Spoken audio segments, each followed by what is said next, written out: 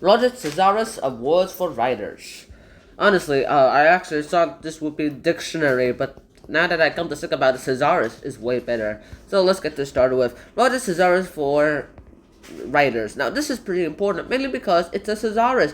You can go ahead and read words inside of it, and inside the book, you go ahead and you have awesome things, revising your writing, making it sound smarter and more elegant, something like that. And I was not trying to do a British accent over there, but who cares? All right. Now I'm just gonna tell you which of the 5 words we're going to go ahead and talk about. And these 5 words are actually very simple. You'll probably use them in all of your life, except probably one. But then the thesaurus, the synonyms and antonyms, those will actually kind of be big mind blowers. Let's get this started with. So firstly, we have abuse. Abuse is actually a verb, and this is basically means you're going ahead and when you're abusing something, you're going ahead and you're using something a bit too much.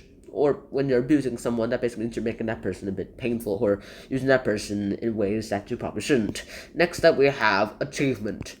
Now, achievement, this is just like an accomplishment, something you just got. When an achievement is like when you've done a goal, when you finished a goal, and now it's time for the next goal, for the next achievement. Yeah, that actually works out. Alright, this word is actually kind of not used in everyday language.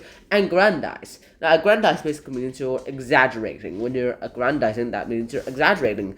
I said it twice for some reason. Next up, we have agree. Agree is like agree. How to describe agree is like when two people go ahead and say that they are on the same page. They go ahead. They're all like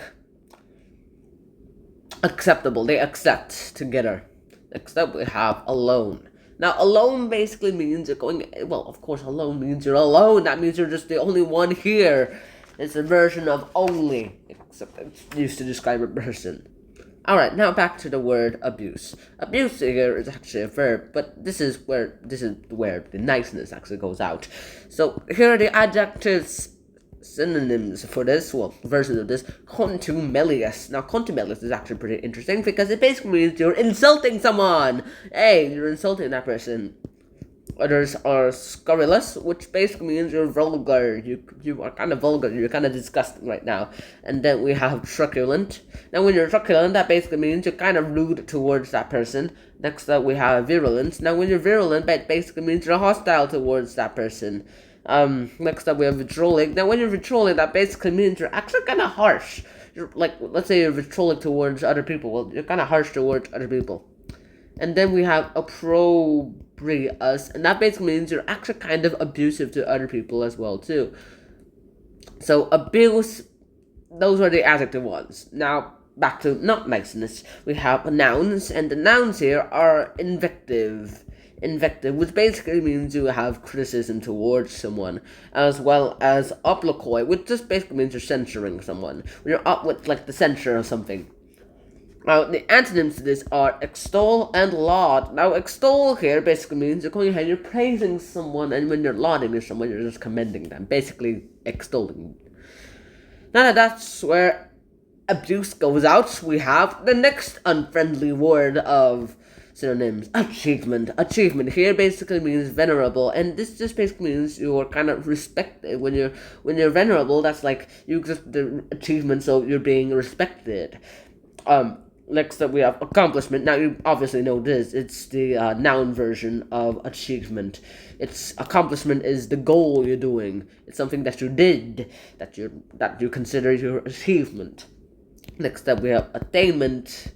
And attainment is like basically means you went ahead and you got something, like you got a goal, you finished something, and yeah, that basically is. Capstone here basically means the high point of your life, like this is the best part of your achievements, and then the achievements start to get a little bit worse, just like in block fruits, when you realize kitten's the most expensive fruit, but then it's also one of the worst fruits ever.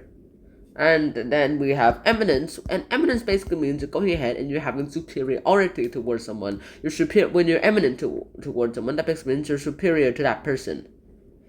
Alright, next up we have fruition, and fruition basically means it's the reward you get for all your hard work. It's the kind of reward, like, let's say, alright, finish this quest, destroy 5 million villages, go ahead and do it. Now, okay, get 500 million iron, you do it. Now you go ahead and get 500 million enchanting orbs. You do it. And you get an iron sword with sharpness 1, with sharpness 5, fire aspect 5, mending 5, unbreaking 5, and lightning 5. While you have been using a netherite sword with sharpness 100, mending 2,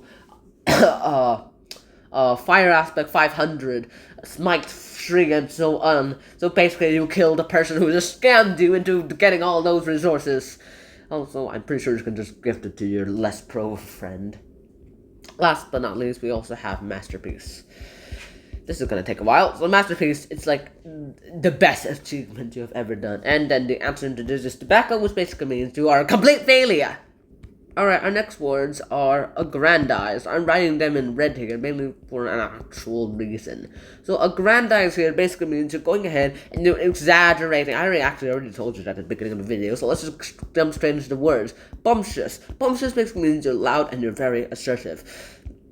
You will have to Google that up yourself. Next up, we have ostentatious. Now, when you're ostentatious, that basically means you're going ahead and you're bragging, like, I did that, just so you want to impress someone, say, your potential date to the prom.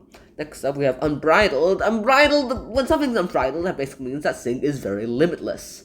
And then we have vainglorious. Now, vainglorious basically means you're actually kind of boastful about something. When you're boastful about something, well, that's pretty interesting. But then again, it's also in vain because, well, sometimes it's also kind of fake boasting. It's going to hurt you a lot. And fox basically means you're fake. When something's fox, that means that thing is fake. Alright, now some of the noun synonyms of this is fake, which basically means it's some sort of deceptive mask that goes ahead and masks you, and it hides your true inner self. Wow, that doesn't make much sense, does it? Next up, we have hyperbole. Now, hyperbole basically means it's an over-exaggeration or something. Hyperbole or something is the over-exaggeration of that thing.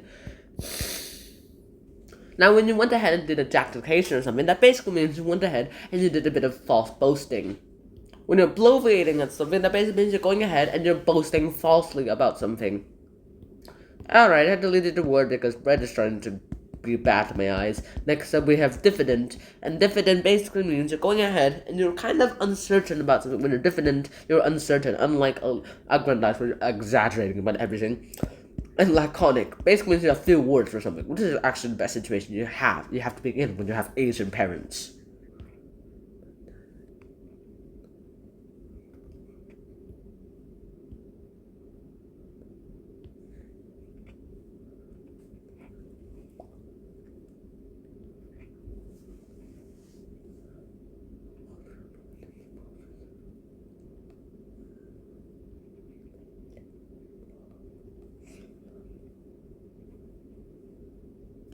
Continuing on, now we have agree. Now, agree here, it's actually kind of interesting for personal reasons. Agree here, basically, our synonyms are amenable. Amenable basically means you're agreeable to others. And since you're agreeable to others, that basically means you're kind of willing to compromise with them. When you're compliant with others, that basically means you're eager to please other people. And when you're eager to please other people, well, that kind of makes you a simp. Next up, we have conciliatory. Now, when you're kind of conciliatory, that basically means you're reconciling with something, you're reconciling with someone. And when you're palatable, that basically means you're actually going ahead and you're accepting someone, you're acceptable with that person. Now, when you have an accord, that basically means you're having a harmony with someone, an accord with someone, that's harmony. And when you have appeasement, that basically means you went ahead and you made someone else kind of happy. Then we have collusions. Actually, we have assent. And assent basically means you gave your approval to do something. Then you have collusion, which basically means you secretly understand each other, you secretly agree with each other. That basically means it's a top secret spy meeting. Then we have conspiracy. And conspiracy basically means you're having a little bit of a treacherous plan with something. Let's say a conspiracy to, let's say, execute the king. Just kidding, that's not happening. Next up, we have a seed. A seed basically means you're going ahead and you're giving your approval to something. You're giving your assent towards something.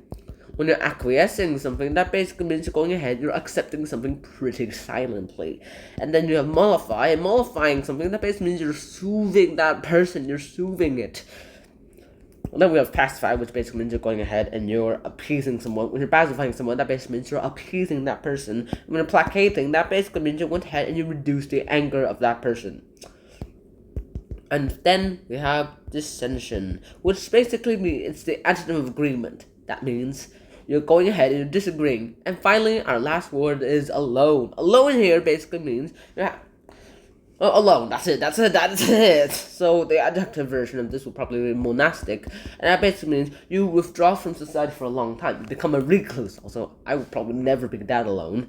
Then we have monophobia. Now, monophobia basically means you have a phobia of being alone. You hate being alone. You always need someone out there to be with you. Next up, we have recluse. Now, recluse basically is someone who is in seclusion. A recluse person is someone who goes ahead and decides to withdraw from society. Then we have disenfranchised, and disenfranchised basically means you're denying someone the right to do something. And then we have immure. When you're immuring someone, that basically means you're confining that person. You're confining him. Confinement, maximum confinement towards that prisoner, something like that. We have resign next, which basically means you're going ahead and you're detaching towards that person. And then we have sequester, which basically means you're removing something from an entire whole. And that is the end of Roger's Cyrus of Words for Writers. I hope you guys enjoyed this episode. Hope you see you guys soon, and like some show, please. Bye bye!